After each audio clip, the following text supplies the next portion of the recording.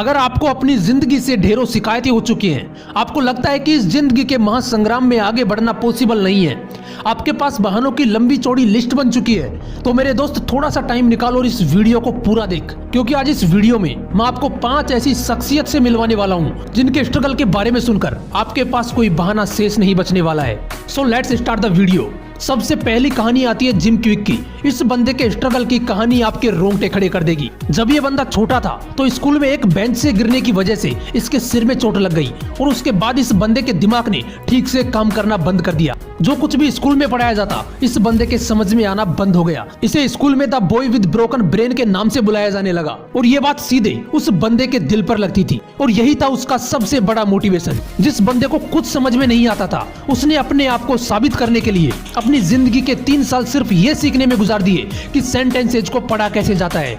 इसे कहते हैं अपने आप को साबित करने की जिद। और इसी जिद की बदौलत उस बंदे ने अपनी खोई हुई एबिलिटी को वापस ला दिया और फिर से पढ़ना सीख गया। वो रीडिंग एक्सपर्ट बन गया, लेकिन समस्याएं अभी खत्म नहीं हुई थी उसकी लाइफ से। एक दिन लाइब्रेरी से लौटते वक्त उनका पैर सीढ़ियों से फिसल गया और वो सिर के बल नीचे गिर पड़े और उनके ब्रेन के दूसरे पार्ट में फिर से एक गंभीर चोट आई जिसने उनके समझने की क्षमता को और भी कम कर दिया। और इस बार इस बंदे की हालत पहले से भी ज्यादा खराब हो गई। दोस्तों, ऐसी सिचुएशन में अगर कोई और इंसान होता तो अब तक बहानों की लिस्ट तैयार हो चुकी होती, लेकिन इस बंदे ने सारी प्रॉब्लम्स और बहानों को साइड करके सॉल्यूशन पर फोकस किया। उस बंदे ने ये सोचा कि मेरी प्रॉब्लम है रीडिंग नहीं कर पाना और पढ़ा हुआ समझ में नहीं आना, इसका सॉल्यूशन क्या हो सकता है। और इसका सॉल्यूशन ढूंढने के लिए इस बंदे ने ठान लिया कि पहले मुझे ये समझना है कि इंसानी दिमाग काम कैसे करता है, कैसे याददाश्त इंक्रीज होती है। और यही समझने में इस बंदे ने इतने साल लगा दिए कि आज ये बंदा माइंड एक्सपर्ट और दुनिया के सबसे बड़े लाइफ कोचेज में से एक है। और आज जिम क्विक नाम का ये बंदा बड़े बड़े बिजनेसमैन को ट्रेन करता है, यहाँ तक कि इलोन मस्क को भी इस बंदे ने ट्रेन किया है। कितनी शिकायतें हैं आपको अपनी लाइफ से जिस बंदे के दिमाग ने ही काम करना बंद कर दिया था। अगर वो माइंड एक्सपर्ट बन सकता है तो इस दुनिया में कोई भी कुछ भी हासिल कर सकता है, बस एक जिद चाहिए उस काम को करने के लिए। दूसरी कहानी है अमेरिकन लड़की ओपरा विनफ्रे की, जिसका जन्म उस वक्त हो गया जब उसकी माँ अनमैरिड थी और उनकी बहुत कम उम्र थी। वो लोगों के घरों में नौकरानी का काम किया करती थी और इसी बात से हम ये अंदाजा लगा सकते हैं कि इस लड़की का बचपन कितनी गरीबी में गुजरा होगा, क्योंकि इस लड़की की माँ भी इसे नौकरानी का काम करने की वजह से ज्यादा समय नहीं दे पाई और इसी वजह से महज 10 साल की उम्र में इस लड़की के साथ कई बार यौन शोषण हुआ। इतनी कम उम्र में इस लड़की को गरीबी, बदहाली और कई बार हुए यौन शोषण ने अंदर तक तोड़ दिया। दोस्तों, इस लड़की की जगह अगर कोई नॉर्मल इंसान होता तो शायद सुसाइड करने के बारे में सोचता, लेकिन इस लड़की ने इतनी मुसीबतों के बावजूद हालातों से लड़ने का सोचा। जब वो 13 साल की थी तब उसने एक बच्चे को जन्म दिया, लेकिन कमजोर होने की वजह से उस बच्चे की डेथ हो गई। दोस्तों, जिस उम्र में हम जिंदगी को समझने की कोशिश करते हैं उस उम्र में ओपरा विनफ्रे अपनी जिंदगी के बहुत कठिन पड़ाव पार कर चुकी थी। और दोस्तों, आपको जानकर हैरानी होगी कि इसी लड़की के बोलने की स्किल्स ने टीवी के सबसे लो रेटेड शो AM शिकागो को टीवी का सबसे टॉप रेटेड शो बना दिया। और आज ओपरा विनफ्रे न सिर्फ सबसे ज्यादा पैसे कमाने वाली टीवी आर्टिस्ट है, बल्कि अमेरिका की सबसे अमीर सेल्फ मेड महिला है। और इतना ही नहीं, फोर्ब्स के बिलियनियर्स के लिस्ट में भी ओपरा विनफ्रे का नाम शामिल है। जिस लड़की का बचपन गरीबी में गुजरा, जिसके साथ यौन शोषण किया गया, 2013 में उसी महिला को अमेरिकी राष्ट्रपति बराक ओबामा ने देश का सर्वश्रेष्ठ नागरिक सम्मान the presidential medal of freedom से सम्मानित किया गया। इतनी कम उम्र में सब कुछ झेलने के बाद अगर ये लड़की कर सकती है तो आप क्यों नहीं। तीसरी कहानी है एक ऐसे लड़के की जिसका बचपन से ही एक्टर बनने का सपना था।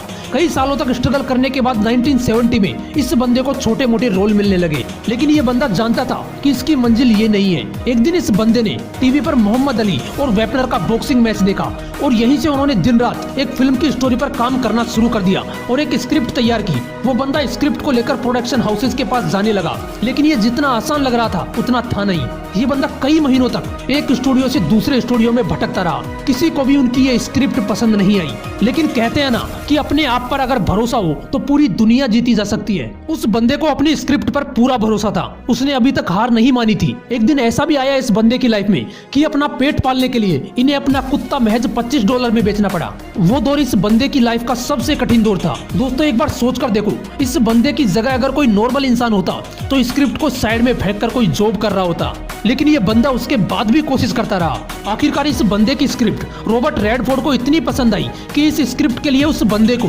$1,25,000 ऑफर किए गए। लेकिन ये बंदा जिद्दी था, उसे जिद थी सुपरस्टार बनने की। उस बंदे ने अपनी कंडीशन सामने रखी कि इस फिल्म में लीड रोल मैं निभाऊंगा। रॉबर्ट रेडफोर्ड ने उसको कहा कि अगर तुम लीड रोल करोगे तो तुम्हें सिर्फ $30,000 ही दिए जाएंगे। लेकिन वो बंदा कम पैसों में भी लीड रोल करने के लिए तैयार था और 1976 में इस बंदे की मूवी रिलीज हुई रॉकी, जो सुपर डुपर हिट रही और वो बंदा सुपरस्टार बन गया। इस फिल्म को ऑस्कर अवार्ड दिया गया। शायद आप समझ गए होंगे, ये पूरी कहानी थी हॉलीवुड सुपरस्टार सिल्वेस्टर स्टेलोन की। दोस्तों ऐसी ही एक कहानी है उस बंदे की जो 2030 तक इंसानों को मंगल ग्रह पर पहुंचाने की पूरी तैयारी में है। जब ये बंदा 12 साल का था, उस उम्र में ही इस बंदे ने इतनी किताबें पढ़ ली थी जितनी ग्रेजुएशन करने तक पढ़नी पड़ती हैं, और इतनी कम उम्र में ही इस बंदे ने ब्लास्टर नाम का एक कंप्यूटर गेम बना डाला जिसे $500 में एक ऑनलाइन कंपनी को सेल कर दिया। बड़ा होकर अपनी मेहनत की बदौलत इस बंदे ने अपनी एक कंपनी ओपन की जिसे किन्हीं कारणों से बेचना पड़ा, जिसके लिए उन्हें 1,000 करोड़ रुपए मिले। लेकिन ये बंदा जिद्दी था। वो कहता था कि मैं एक ऐसा रॉकेट बनाऊंगा जो कम कॉस्ट में स्पेस में जाएगा भी और वापस आएगा भी। जब उस बंदे का साथ देने के लिए कोई तैयार नहीं हुआ तो उस बंदे ने उन पैसों से अपनी खुद की SpaceX नाम से कंपनी ओपन की और पहला रॉकेट लॉन्च किया जो असफल हो गया। इसी तरह उसने 3 बार रॉकेट लॉन्च किए, लेकिन तीनों बार असफलता मिली। और अब इस बंदे के पास पैसे खत्म हो चुके थे, लेकिन इस बंदे ने एक बार और ट्राई करने के लिए अपना घर तक बेच दिया। दोस्तों कोई पागल खोपड़ी वाला इंसान ही होगा ना जो सपना पूरा करने के लिए अपना घर तक बेच दे। उन पैसों से उस बंदे ने चौथा रॉकेट लॉन्च किया और इस बार उन्हें सफलता मिल गई। साथ ही $1.5 बिलियन का नासा से भी प्रोजेक्ट मिला। दोस्तों उस बंदे का नाम है इलोन मस्क। जिस बंदे को कभी अपना घर बेचना पड़ा था, आज उस बंदे की नेटवर्थ $1,40,000 करोड़ रुपए से भी ज्यादा है। अगर इतिहास रचना है तो थोड़ा पागल तो आपको भी बनना पड़ेगा। और ऐसी ही एक पागलपन भरी कहानी है माइकल फिलिप्स की, जिसने ओलंपिक्स से पहले ही अनाउंस कर दिया कि मैं स्विमिंग में मार्क स्पिच का रिकॉर्ड तोड़ूंगा। उसने 7 गोल्ड मेडल जीते थे और मैं एक ही बार में 8 गोल्ड मेडल अपने नाम कर लूंगा। दोस्तों कोई पागल ही होगा ना जो ऐसा बोलने की हिम्मत करेगा। ये अनाउंसमेंट करने के बाद उस बंदे का बहुत मजाक उड़ाया गया। जितना भी इस बंदे का मजाक उड़ाया जाता वो उसके लिए फ्यूल का काम करता था।